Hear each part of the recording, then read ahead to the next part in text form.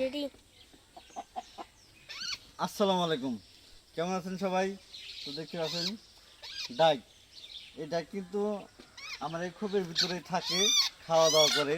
আমি তো ধরিও না, ঠিক আছে, আজকে ধরছি এই জন্য ভয় পাইতেছে। ওর মা আছে এখানেই, ওই যে দেখেন ওর মা, এই দেখেন আমার হাতে কামড় দিছে, মানে ভয় পাইতেছে। ভয় পায় না, কিছুই বলবো না, তো আসলেও ভয় পাইতেছে। এই যে কিভাবে কামড় দেয়, এ নিজের পায়ে কামড় দিছে দেখছি। হ্যাঁ গাদা, কিছুই বলবো না,